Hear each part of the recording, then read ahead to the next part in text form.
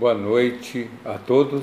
É com grande alegria no coração que estamos novamente aqui para aprendermos um pouco mais sobre os ensinamentos do Mestre Jesus.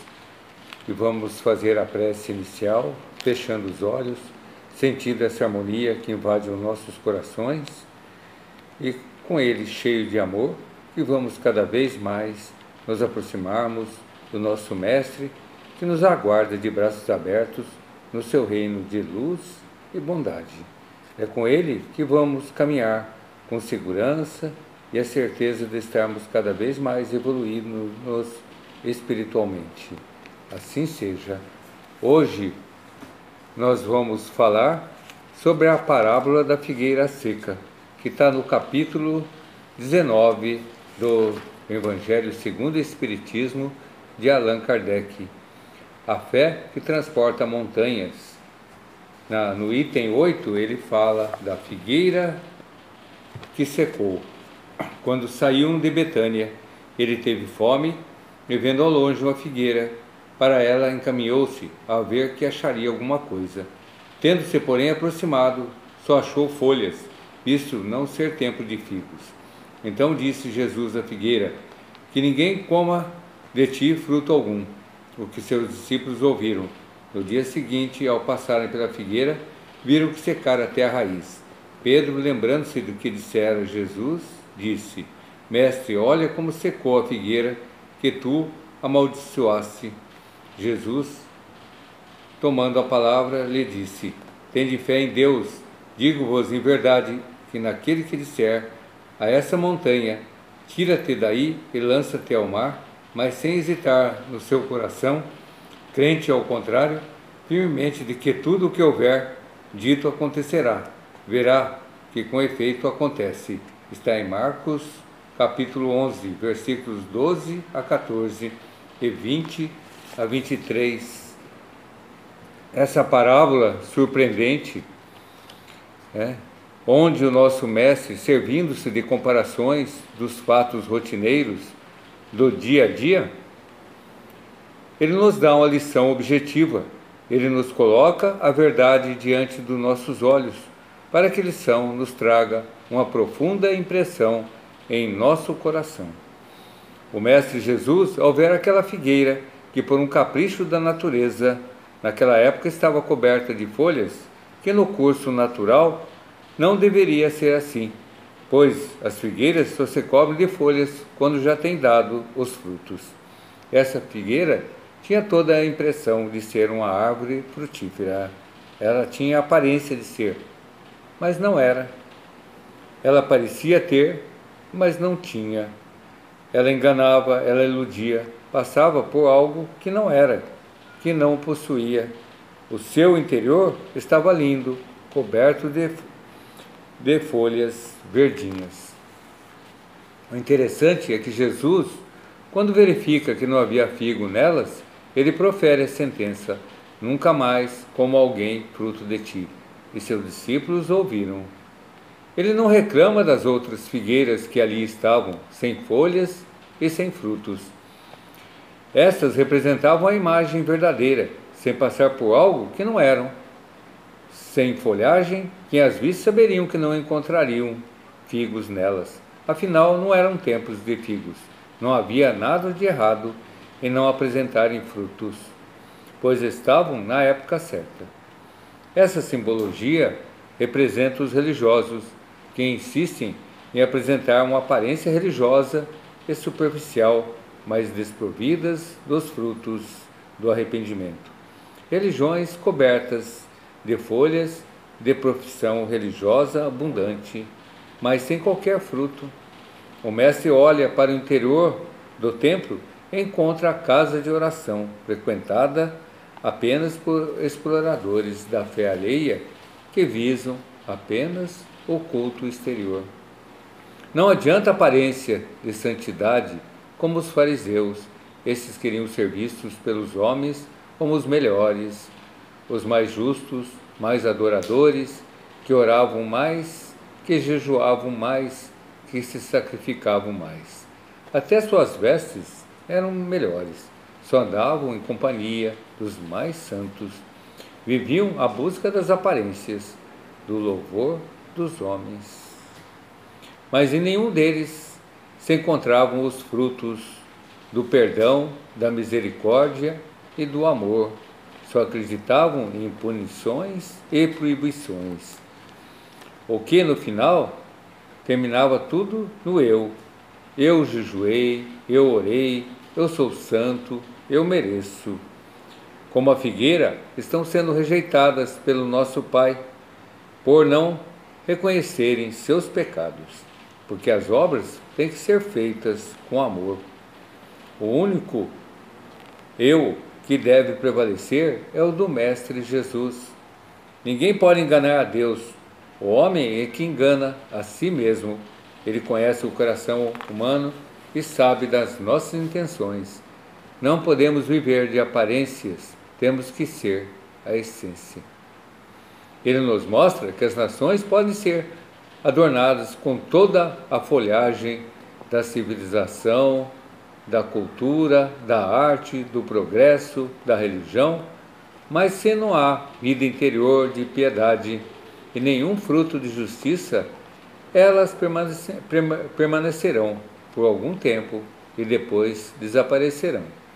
Essa parábola é uma lição às igrejas que se destacam pelo número de frequentadores e a influência, mas a fé, o amor, a santidade não foram mantidos, havendo apenas a exibição externa de uma religião infrutífera.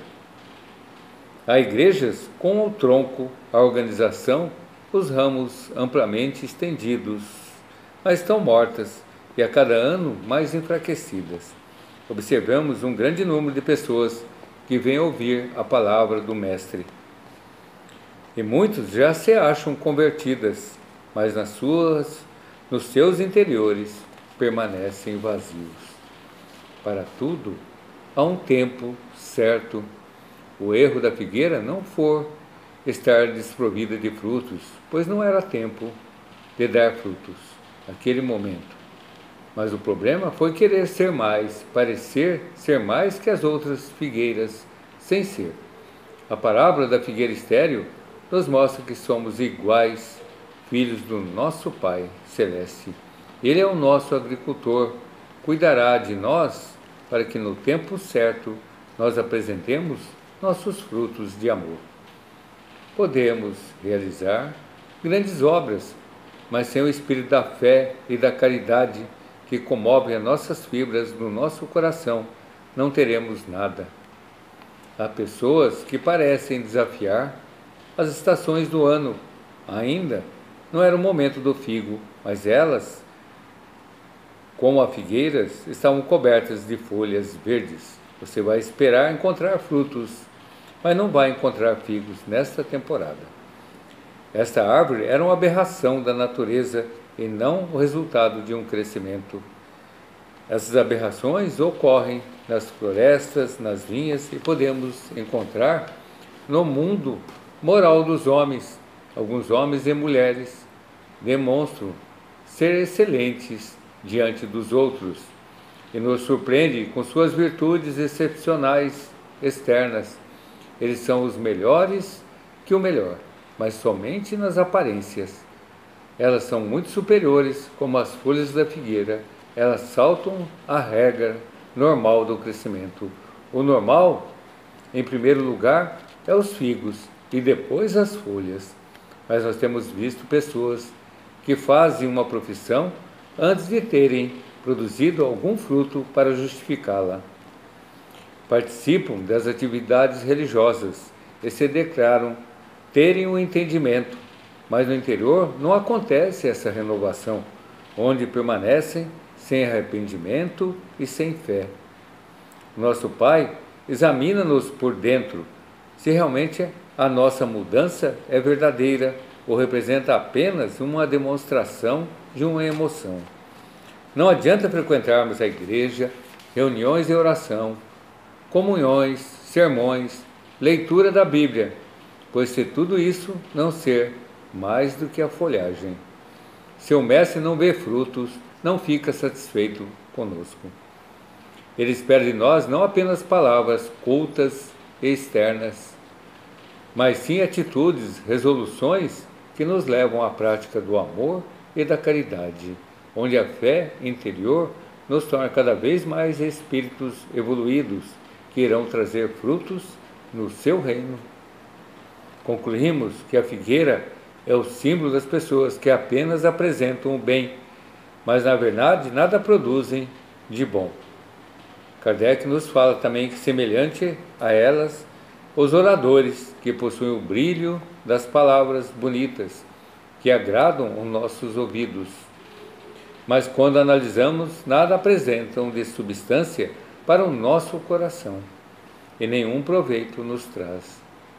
É também o símbolo de todas as pessoas que têm a oportunidade de serem úteis, de praticarem uma ação aos seus semelhantes e não o fazem. Representa também todas as doutrinas que não possuem bases sólidas, baseadas na verdadeira doutrina do Mestre Jesus. O que nos falta, na maioria das vezes, é a fé verdadeira que transporta montanhas. Sem ela seremos sempre árvores frondosas, mas sem frutos. É por isso que Jesus as condena à esterilidade, pois dia virá que ficarão secas até as raízes. Kardec nos dá também o exemplo dos médiuns, que são os intérpretes dos espíritos aqui na Terra, onde desempenham uma missão especial como as árvores, que devem dispensar o alimento espiritual aos seus irmãos.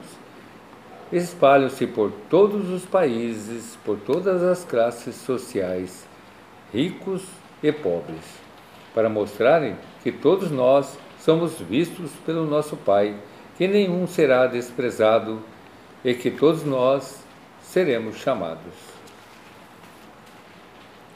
Mas muitos se desviam do caminho do seu objetivo e se colocam a serviço das coisas fúteis e prejudiciais, dos interesses mundanos, em vez de frutos salutares, não sendo proveitosos nem para os outros e nem para si mesmos, semelhante à figueira estéril.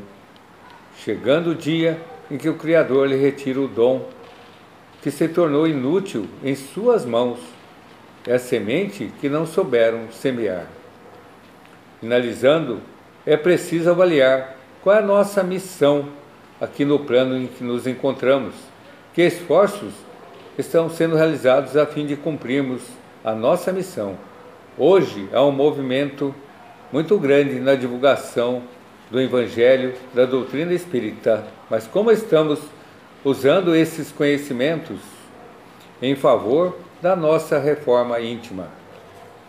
O que realmente estamos fazendo para auxiliar no progresso daqueles que tanto fazem ou fizeram por nós? Como está a qualidade dos nossos frutos? É importante fazermos essa reflexão, essa análise de consciência, para que possamos realmente assim conquistarmos os valores imprescindíveis ao nosso bem viver espiritualmente falando, sendo então nosso cartão de visita aquilo que nós possuímos na nossa intimidade, ou seja, os frutos. A lição nos mostra que nossos esforços e trabalhos devem ser direcionados para a prática do bem em benefício de nossos semelhantes, para agradarmos a Deus e não usarmos as atividades humanas para atender os nossos desejos, as nossas ambições, os interesses de alguns. Se pretendemos trabalhar para o Senhor, seguir os seus desígnios, nós vamos ter que entender que o mundo é um imenso trabalho para a lavoura do bem. E assim, ilustrando a lição com uma história, o quadro. Um homem havia pintado um lindo quadro e no dia da apresentação ao público convidou todo mundo para vê-lo. Compareceram as autoridades locais, fotógrafos, jornalistas e muita gente, pois o pintor ele era famoso, um grande artista. Chegando o momento, tirou seu pano que velava o quadro. Houve caloroso aplauso. Era uma impressionante figura de Jesus batendo suavemente à porta de uma casa. A imagem de Cristo parecia real. Com o ouvido junto à porta, ele mostrava querer ouvir se lá dentro alguém respondia. Houve discursos, elogios, todos admiravam aquela obra de arte. O observador curioso, porém, achou uma falha naquele quadro. A porta não tinha fechadura e foi perguntar ao artista: sua porta não tem fechadura, como ela será aberta? É assim mesmo, respondeu o pintor. Esta é a porta do coração humano, só se abre do lado de dentro. É assim que o nosso Mestre Jesus espera que nós abramos o nosso coração. Ele fundou a sua religião baseada dentro das nossas emoções, da verdade que está dentro dos nossos corações. Que o Mestre Jesus esteja com todos vocês. Assim seja.